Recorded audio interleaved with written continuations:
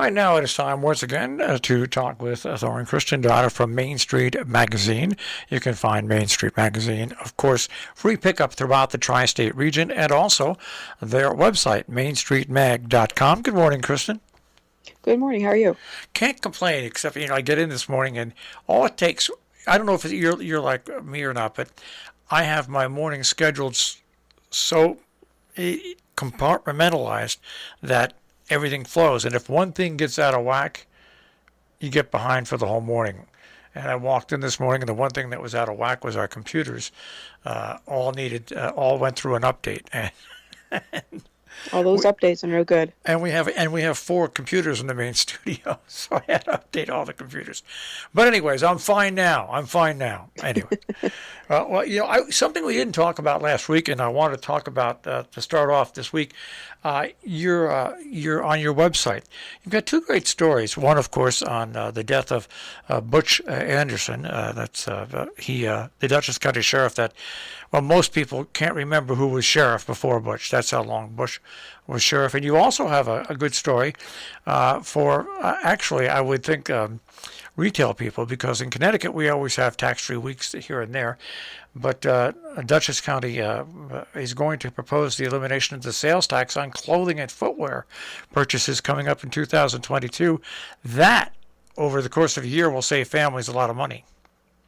It certainly does. I mean, some people even drive over to Massachusetts across the border, because there's no tax on up to a certain amount on clothing and food. So I think that would, certainly have a huge impact on the folks who shop in Dutchess County, and would, it may not seem like a lot, one-off thing, but, you add it up over the year, especially with a family of multiple people and kids, the way they go through shoes, it certainly would add up after a while.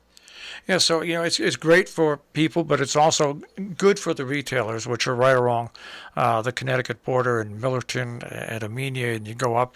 So it's a win-win for everybody, and hopefully it'll hold. There won't be anything that'll prevent it. We'll get back to a more regional thing, and that is the story that I want to go talk about again by Peter Vermelia, I think it is, on the birth of how the National Park System was formed. Yeah, I had talked to actually Ian Strever about doing a similar piece when we were planning the this history issue, the October issue, because Ian had traveled over the summer to one of the national parks, I think out in Montana, if I'm not mistaken.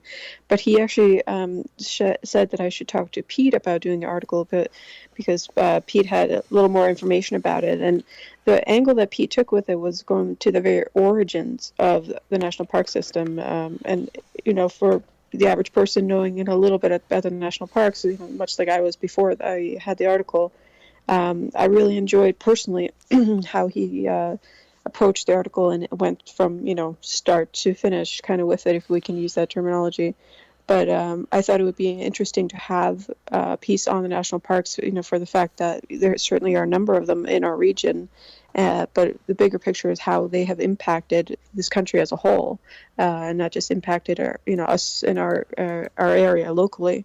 So I thought it was an important piece to have, and obviously the imagery is always beautiful from the various national parks, but the story behind it is, I think, quite fascinating. So I hope people really enjoy it and learn something from it and appreciate the national parks a little more. Now, the next story that we'll talk about is intriguing because for years I worked in New York State, in Kingston, New York. I worked in Poughkeepsie and radio. And I am very familiar. And my dad, when we were kids, we used to always go into New York State because he appeared at the Concord in Kiamisha Lake, New York. And people don't realize how isolated the Hudson River made communities that were basically connected via the river in New York State. And you have a terrific article that has the most fantastic pictures of the New York State Bridge Authority and the different bridges and the different phases of construction. I mean, if you are somebody that likes history and travels in the area, you don't realize how many bridges there are between New York State and in New York State, between the different counties. When you travel from New York City right on up to Albany, it's absolute. And in the Mid-Hudson Valley, there's just a whole bunch of bridges, and that does link communities and make communities much closer than they used to be. they always get hyphenated after that, like, Hudson Catskill and whatnot. But Catherine Burke, who wrote this article for me, is quite the expert. She's actually published a book on them, and she's the one who has all these amazing photographs. And I'm so grateful to her for having shared the story with us and with our readers, and the importance of the bridges. Just like you said, you don't think of it in those regards until you read it in these terms, that the fact that they were communities were basically disconnected from the other side, and the other side of the river may be just a mile or so away, but they felt like hundreds of miles because they couldn't reach them. So the importance of the bridges and how they came about being built and why they were built where they were, I found to be also fascinating. And I think it was the Kingston-Rhinecliff Bridge, the fact that they had moved it a few miles because of better positioning or something, when they were planning it, and then how one bridge sparked another community's desire to have a bridge of their own to connect those communities, and what that meant for commerce, for transportation, for connectivity is just amazing to see. It's funny. I always tell this story when I talk about the Kingston-Rhinecliff Bridge. I started working in Kingston. I still lived at the house, my mother's house in Sharon, and I would travel over. I worked midnights, and so I would travel over. I would leave about 10 o'clock so I could get to Kingston by 11.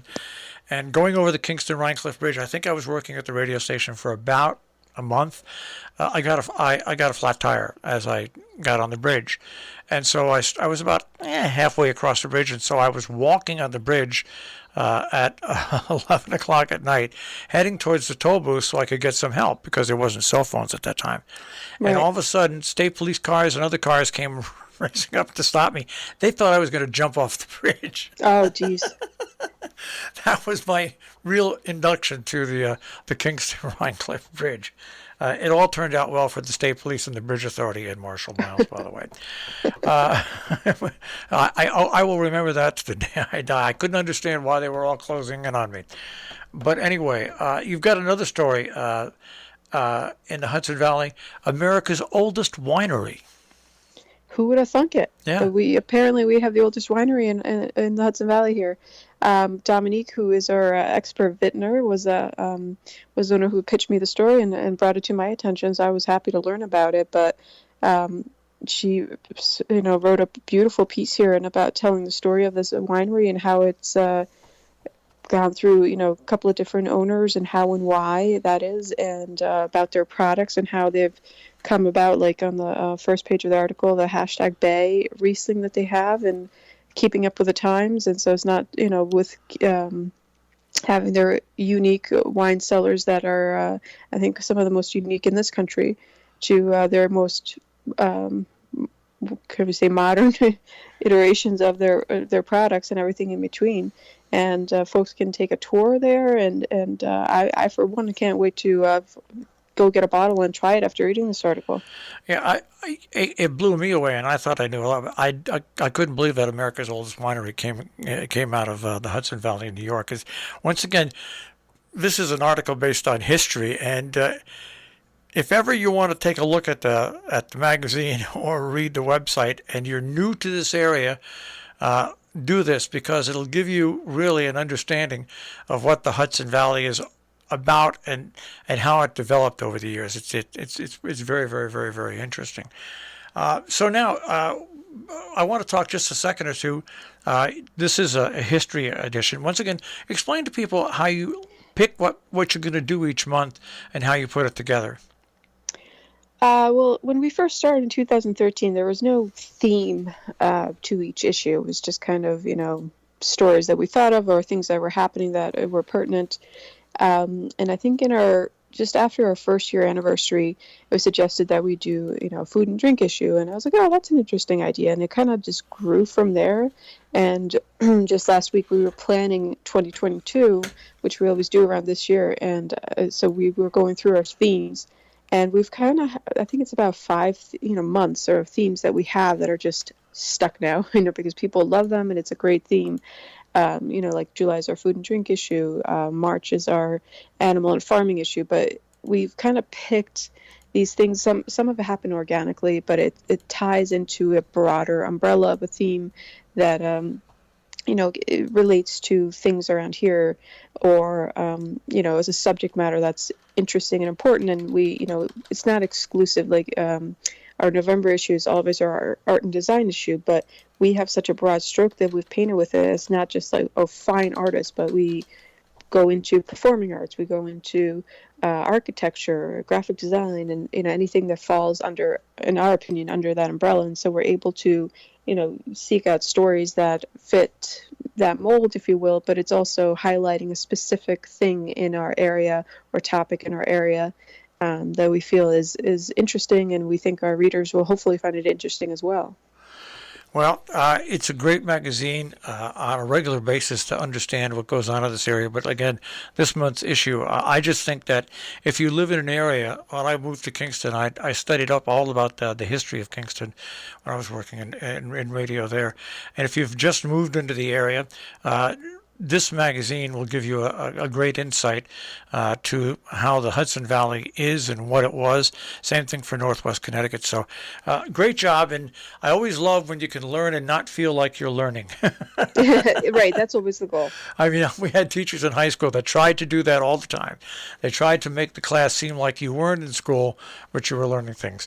That's Main Street Magazine on the web, mainstreetmag.com. And, of course, free pickup throughout the tri-state region. Thorne, we'll speak to you again next week. Sounds terrific. Thanks, Marshall. Take care. Thorne Christendauer and Main Street Magazine here on Robin Hood Radio. Once again, you can find them at mainstreetmag.com.